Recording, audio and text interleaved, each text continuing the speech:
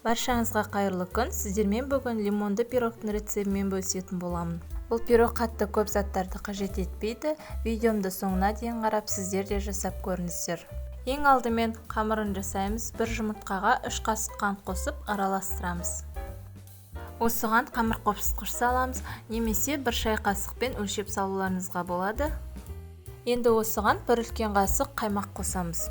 Достар, біздің қаймағымыздың пайызы қатты маңызды емес. Енді осы массамызға 100 грамм майымызды ерітіп алып қосамыз. Енді 300 грамм ұнымызды біртіндеп қоса отырып, жұмсақ қамыр илейміз. Мен ұнымды алдын ала өлшеп дайындап алдым.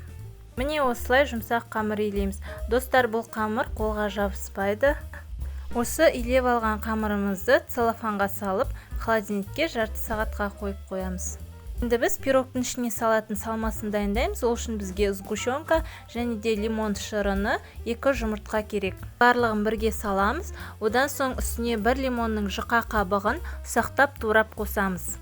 Мінекей барлығын араластырып, осылай формамызға тестамызды жақсылап орналастырамыз. Тестамызды осылай шет-шетін көтеріп, ішіне салмасын саламыз. Қамырымыз сәл салмасынан жоғары болуы керек. Міне достар, біздің лимонды пирогымыз дайын болды. Осылай шетін формадан босатып аламыз. Енді бұл пирогты толық суығанша қойып қоямыз. Пирогымыз суығаннан кейін ішіндегі салмасы қоюланады. Міне достар, біздің пирогымыз біркелкі өте дәмді болып шықты. Менің каналыма жазылуды ұмытпаңыздар.